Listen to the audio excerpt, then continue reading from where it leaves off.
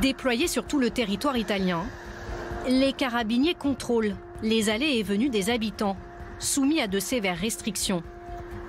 Il n'y a que pour aller travailler, se faire soigner ou acheter de la nourriture qu'il est possible de sortir. Tout déplacement doit être justifié par une déclaration sur l'honneur. Les policiers nous font signer un certificat qui déclare pourquoi on se déplace, d'où l'on vient et où on va. Ça ne change rien pour nous. Une photo et un certificat pour chaque sortie et c'est réglé. Les Italiens sont priés d'éviter absolument tout voyage à l'étranger. La Slovénie a annoncé la fermeture de sa frontière et plusieurs compagnies aériennes, dont Air France, suspendent les vols vers l'Italie. Les touristes n'osent plus mettre les pieds dans les grandes villes du pays. À Venise, les gondoles s'alignent tristement devant les pontons.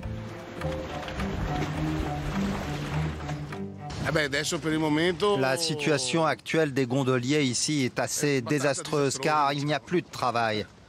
C'est affreux non seulement pour nous mais aussi pour les autres activités économiques. À Florence, où des millions de touristes affluent habituellement chaque jour, les bars et restaurants tournent au ralenti. On espère qu'on va s'en sortir. Parce que d'environ 140 couverts par jour, ce midi, on est passé à 25. Buongiorno a tutti. Face à la situation économique qui s'aggrave, le gouvernement annonce une enveloppe de 25 milliards d'euros pour lutter contre le coronavirus. Les Italiens inquiets font des réserves. La nuit comme le jour, ils se ruent dans les supermarchés pour faire des provisions. En une du quotidien La Repubblica, une infirmière endormie sur son clavier, symbole d'un système de santé qui craque. Aujourd'hui, le pays compte plus de 10 000 malades. Bonsoir à tous. Je suis arrivé au point où je fais ce message pour le bien de toute l'Italie. Dans cette vidéo, un acteur de la série Gomorrah lance un appel à l'aide bouleversant aux côtés de sa sœur, décédée du coronavirus. C'est ma sœur ici, dans ce lit. Elle est morte, je ne sais pas quoi faire. Je ne pense pas qu'elle mérite ça.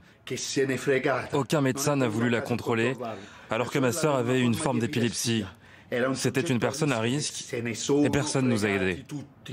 Tout le monde s'en fout. Et les gars, l'Italie nous abandonne. Finalement, 24 heures plus tard, ce sont les pompes funèbres qui sont venues récupérer le corps. Des Italiens qui crient à l'abandon, quand d'autres abandonnent volontairement leur pays. Silvio Berlusconi a quitté l'Italie pour la France, sur recommandation selon lui de ses médecins.